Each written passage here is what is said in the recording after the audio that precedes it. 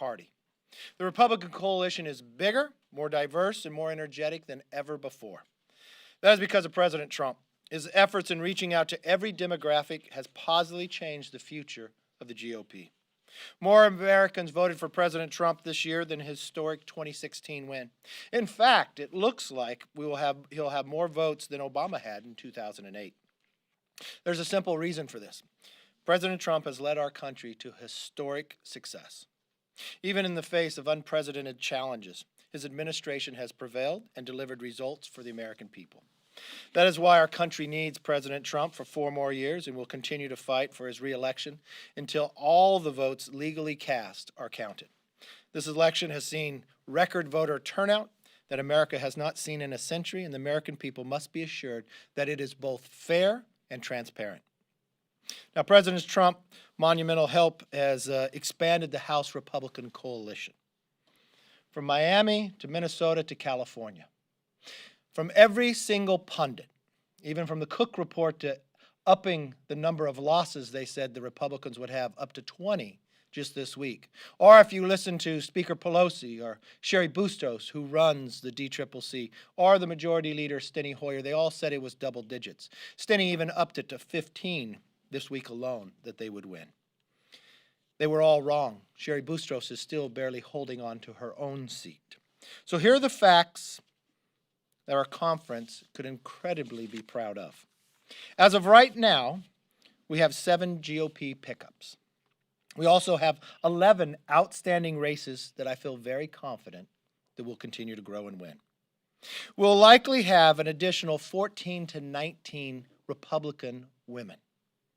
This will break the record for the most Republican women coming in at any one time. We'll double the number, and we'll set a record for the most women ever in the Republican Party. We'll likely be adding 6 to 9 minorities to our conference, from Florida to New Mexico to Texas, to Oklahoma to California. I'm also proud of our candidates and our members, and I especially want to thank our NRCC chair, Tom Emmer. Not only did he win all those special elections that he played in throughout the year. Remember, before we went into the election last night, by the time of being sworn in last, we had more Republicans and fewer Democrats, and we just continued to add to it. Now, I've heard for months from the pollsters and the media about how Republicans were going to lose more seats and cling to shrinking coalitions.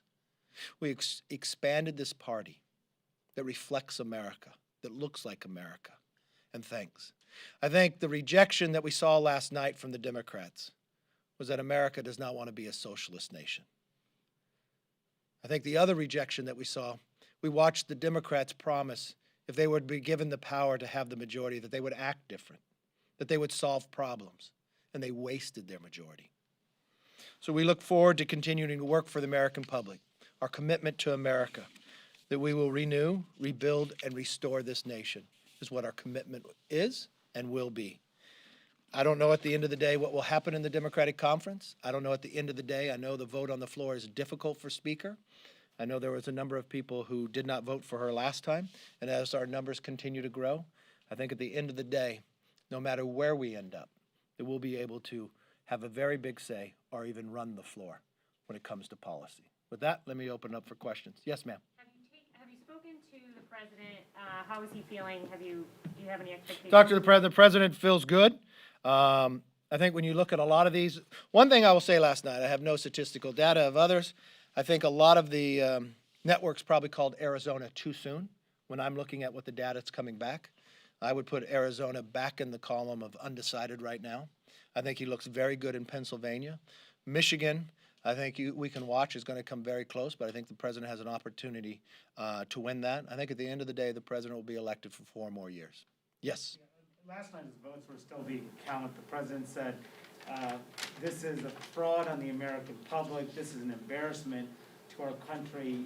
Do you think the president should be sowing doubt about the integrity of our elections? Your questions never change.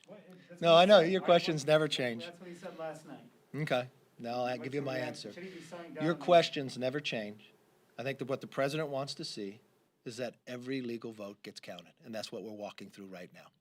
He also said they should stop counting votes. I mean, a lot of races, House races, they're still counting votes. Do you agree with the president? Should they stop counting votes, even ones that were cast before the deadline? Again, your questions never change. So let me go through what the president said and what the president meant in the question.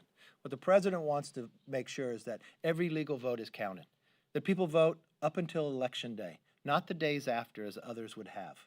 That's what the president refers to. I don't think people should be able to vote today, and I would think every other American would feel that exact same way. And that's exactly what the president was expressing.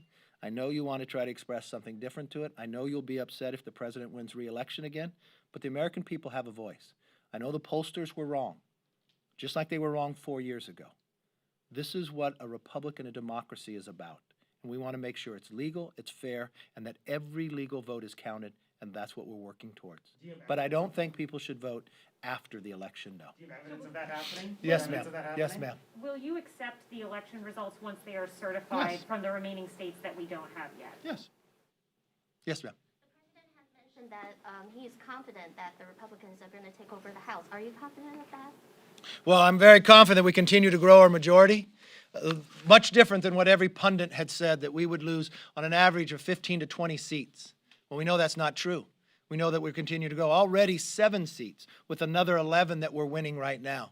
So we'll see our majority continue to grow, and we'll see where this all ends up. But we thank the American public for their participation. We thank them for participating in this campaign.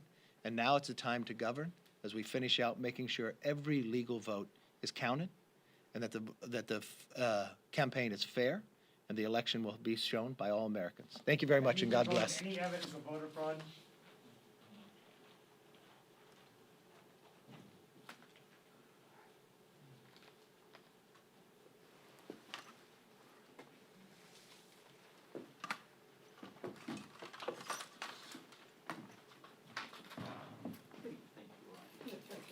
Asking one question, why wouldn't the president say?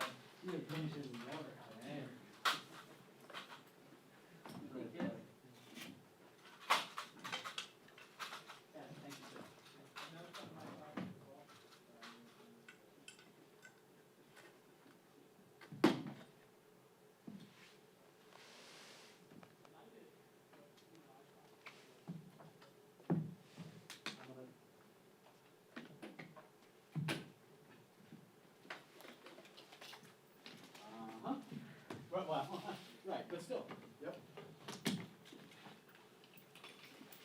Okay. And that's what I did, but I just wanted to sort of let you know. Because I'm sure that, all right.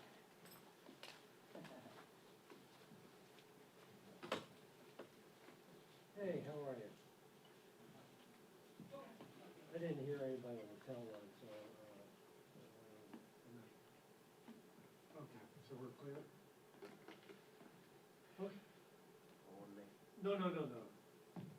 No, we're gonna be here, so. Thanks, I appreciate it. I'll talk to you later.